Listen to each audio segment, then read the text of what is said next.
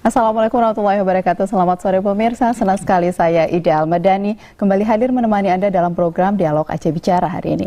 Pemirsa, Hari Raya Idul Fitri 1444 Hijriah tinggal hitungan hari. Terkait dengan THR ini, tunjangan Hari Raya, kita akan perbincangkan bersama dengan narasumber yang telah hadir di studio. Saat ini pemirsa sudah bersama saya Bapak Habibie Insen yang merupakan Ketua DPW FSPMI Provinsi Aceh atau Federasi Serikat Pekerja Metal Indonesia. Assalamualaikum Pak Habibie. Waalaikumsalam warahmatullahi wabarakatuh. Terima kasih telah hadir di Aceh Bicara. Dan kemudian pemirsa juga sudah bersama saya Bapak Haji Ramli SE yang merupakan Ketua Pindo atau Asosiasi Pengusaha Indonesia. Assalamualaikum Pak Ramli. Waalaikumsalam warahmatullahi wabarakatuh. Terima kasih telah hadir di Aceh Bicara. Baik, kita bicara soal tunjangan Hari Raya ini. Saya ke Pak Habibie terlebih dahulu. Ini kan sudah H-4 insya Allah begitu ya. Seberapa banyak mungkin dari data gitu ya laporan yang Pak Habibie dapatkan terkait dengan THR yang belum cair, karena kalau kita lihat ASN per 4 April kemarin sudah pada turun ya, sudah cair begitu, tapi yang non NSN ini masih banyak yang saat ini yang katanya belum mendapatkan THR ini. Kalau data dari Pak Habibie seperti apa Pak? Ya, makasih Bu Ida. Pun upah di bulan Maret atau bulan-bulan yang sebelumnya. Jadi masih banyak para pekerja yang menunggu kepastian terhadap hak-haknya. Oke, saya kembali ke Pak Kadis. Tadi ini bicara soal laporan, sebenarnya kalau tadi ada 26 dari ini Abia ya tadi Pak ya, ada laporan perusahaan yang sudah membayarkan gitu. Tapi kalau misalnya secara regulasi dari pemerintah sendiri, bagaimana sebenarnya aturan dari perusahaan ketika pembayaran THR ini sudah terrealisasi? Apakah perlu melakukan pelaporan bahwa sudah terrealisasi atau belum? Kami hanya menerima pengaduan dari kabupaten kota, dari perusahaan-perusahaan maupun dari serikat pekerja, serikat buruh, yang berarti kalau tidak ada lagi pengaduan, berarti mereka itu sudah selesai. Pengertiannya begini, di antara pekerja dengan pengusaha, ada namanya di perusahaan itu ada namanya PP, Bu. Peraturan perusahaan, kemudian ada PKB, itu lebih tinggi daripada, lebih besar aturannya, regulasi di mereka daripada pemberian THR itu sendiri. Nah, semua diatur di sana sampai ke dengan bonus. Bonus yang per tahun, itu semuanya diatur di PP, PKB antara pekerja dengan pengusaha. Nah, jadi seperti pertanyaan Mbak Ida tadi, di saat mereka sudah sama-sama setuju, selesai. Oke, baik. Saya lanjutkan ke pertanyaan tadi Pak Kadis. Ini kan tidak menjamin bahwa perusahaan telah membayar pekerjanya dan pekerja mungkin tidak melakukan pelaporan begitu sehingga tidak terima THR ya sudah begitu. Artinya hak mereka tidak dipenuhi begitu. Nah, ini apa pengawasan yang dilakukan pemerintah untuk memastikan mereka tanpa melapor tapi memang sudah mendapatkan haknya? Begini Mbak Ida, pekerja itu ada namanya serikat. Mereka pasti akan mengadu ke serikat. Nanti serikat yang akan membuat pengaduan ke kabupaten kota, ke Disnaker kabupaten kota maupun ke kami ke provinsi. Tanpa ada pengaduan kami tidak akan bisa bertindak. Dan memang pengawas tenaga kerja di bawah Dinas Tenaga Kerja Provinsi melakukan secara kontinu ya pengawasan secara reguler di setiap perusahaan-perusahaan, mungkin khususnya saya rasa Pak Kadis dan pengawas bagi perusahaan-perusahaan yang rentan begitu ya, rentan terhadap hak-hak pekerja maupun pekerja perempuan dan yang lain-lain. Tapi pengaduan yang dilakukan oleh pekerja ataupun serikat pekerja, karena mereka posisi yang lemah, kalau mereka nggak punya serikat pekerja, tentu mereka akan diam saja atau hanya berbicara di sekitar teman-teman mereka saja, tapi implementasinya tidak ada. Dan kami juga berkeyakinan tidak semua perusahaan juga mempunyai permasalahan-permasalahan seperti ini. Banyak perusahaan juga yang telah memperlakukan aturan-aturan itu dengan baik. Seperti kata Pak Kadis, adanya peraturan perusahaan, adanya PKB. Di Aceh juga ada perusahaan dan yang membayar THR 2 kali ketentuan, bukan satu bulan upah, tapi lebih dari 1 bulan upah sebagai penghargaan. Makanya tadi yang kata Pak Ramli, ingin saya tambahkan bahwa produktivitas itu akan bertambah ketika dia mendapatkan hak-haknya. Apalagi tadi di bulan yang baik begitu kan, mereka mendoakan buat para pengusahanya supaya usahanya lancar. Kita lanjutkan perbincangan kita terkait tadi pelaporan yang dilakukan oleh pekerja. Tentunya ada perlindungan yang diberikan kepada mereka, karena mungkin ada kekhawatiran juga kalau saya melapor nanti saya ketahuan di PHK gitu, dipecat gitu. Nah, ini seperti apa perlindungan yang diberikan kepada pelapor? Iya, dari dinas tentu tidak mempublikasikan pelapor itu langsung ke publik, tapi merahasiakan identitas pelapor. Nah, kalau itu nanti memang harus diproses secara hukum, dipanggil para pihak mediasi. Tentu nanti akan bertemu sama-sama pihak. Oke, kita coba angkat. Halo, assalamualaikum. Rekrutmen pekerja ini kan penting juga untuk memberikan seperti sosialisasi apa-apa yang mereka dapatkan ketika bekerja di satu perusahaan, begitu ya. Tapi kalau di bawah Apindo sendiri ada nggak regulasi seperti itu untuk memberikan seperti apa informasi lebih awal terkait dengan hak-hak dan kewajiban yang mereka dapatkan? Terima kasih. Sebenarnya sebelum mereka itu bekerja sudah ada itu, sudah mengerti. Pekerja ini kan sekarang udah cerdas semua. Dia tahu hak-haknya gitu. Ya kan? Walaupun Apindo nggak mengatakan harus seperti ini, dia kan lebih tahu itu. Mereka membaca ada aturan-aturan tenaga kerja, mereka sudah tahu. Tetapi yang saya sampaikan bahwa segala sesuatu itu adalah kita harus punya niat. Niatnya ini kita harus, ya kan? Contoh, misalnya saya mengatakan bukan sebuah perusahaan besar. Kalau kita bicara dengan perusahaan besar, misalnya di Aceh, itu nggak ada problem itu sebenarnya. Coba bayangkan yang swalayan-swalayan sekarang. Mereka itu membayar kok THR. Kan gitu sebenarnya. Kalau memang tenaga kerja ini adalah bersama dengan pengusaha, mereka selalu bekerja sama, mereka itu patuh, semua akan selesai itu. Apalagi orang Aceh. Orang Aceh itu lebih nggak ada masalah, tetapi hatinya yang harus senang. Apa yang disampaikan oleh Pak Kadis tadi, COVID saja tidak ada problem. Apalagi ini. Apalagi sekarang sudah mulai tumbuh ya. Tetapi pekerja harus mengertilah, ada sedikit keterlambatan itu wajar-wajar aja. Kan gitu sebenarnya kan wajar-wajarnya. Ini kan boleh dikatakan, akhir bulan.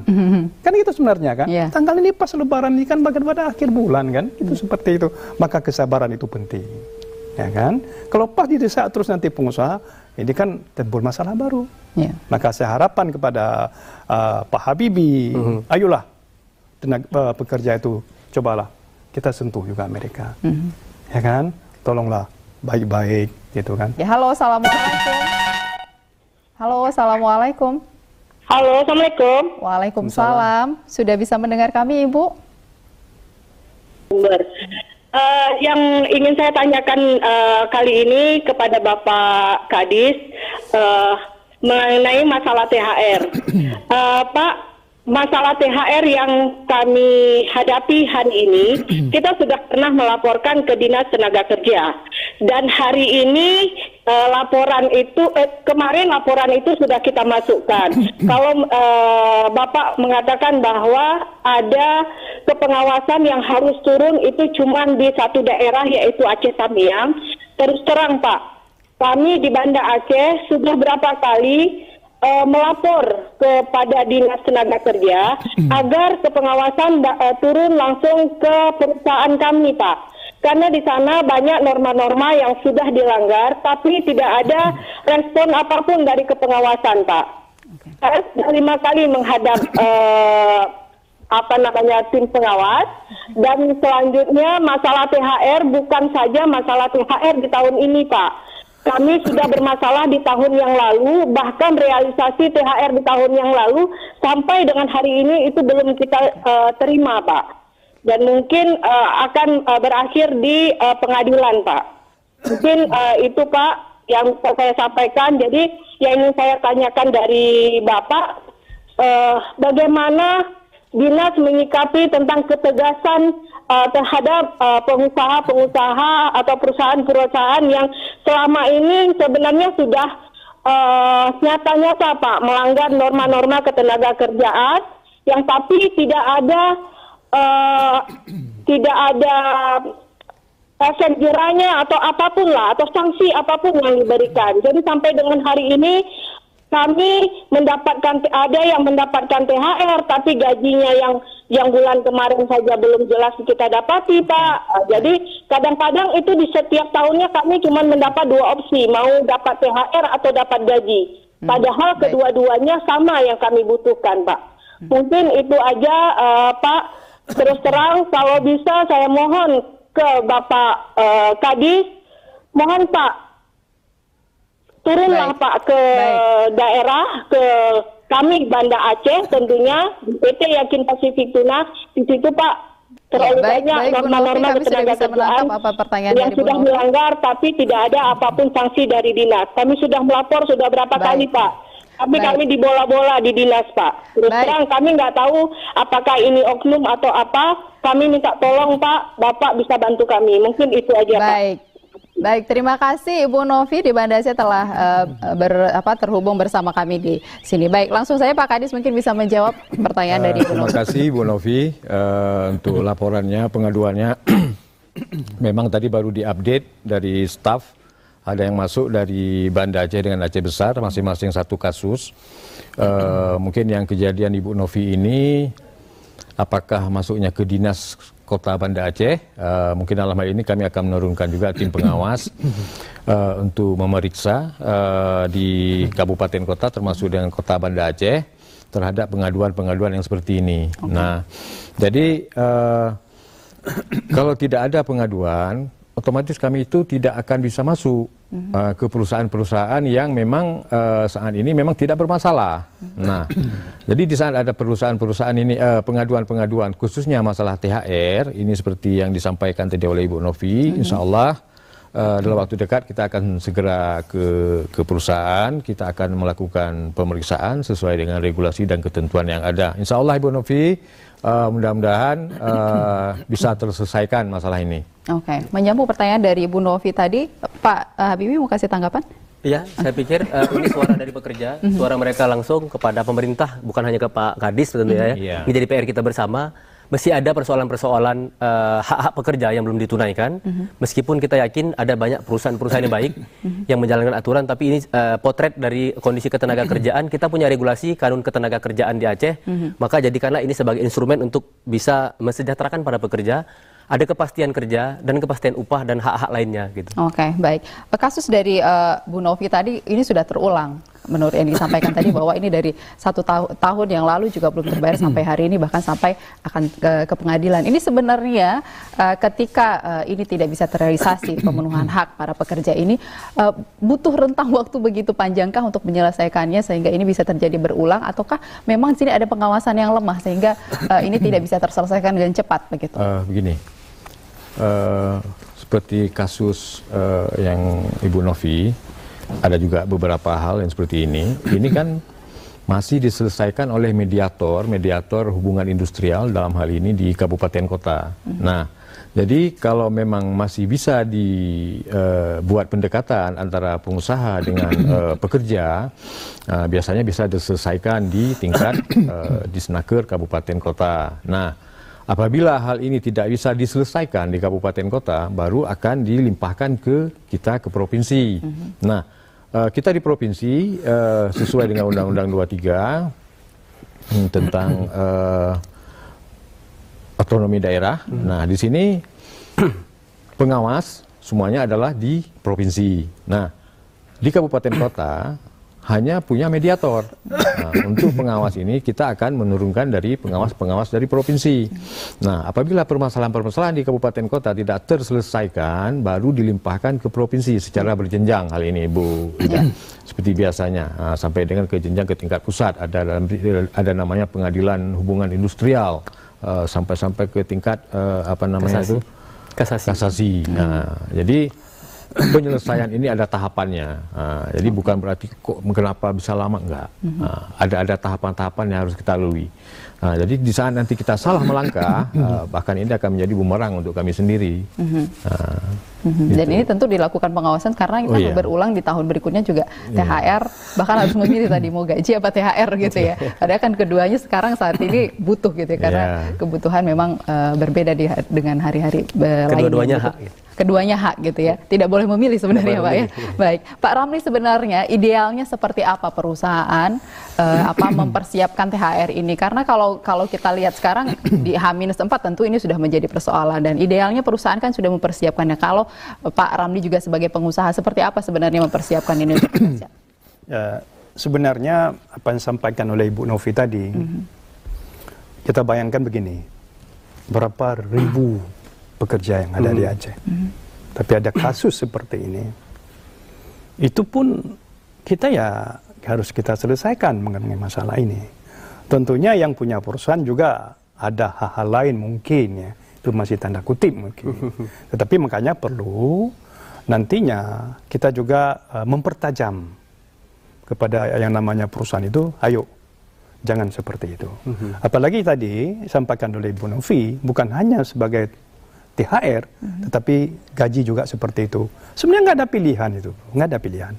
Gaji satu, masalah THR satu. Oh, saya sudah selesaikan. Gaji itu kan sudah kewajiban per bulan yang harus kita tunaikan. THR ini kan hanya per tahun gitu. Kan itu sebenarnya. Ada apa seperti itu? Apakah seperti disampaikan Pak Ibu Novi, apakah sepenuhnya seperti itu? Perlu juga kajian. Kan seperti itu.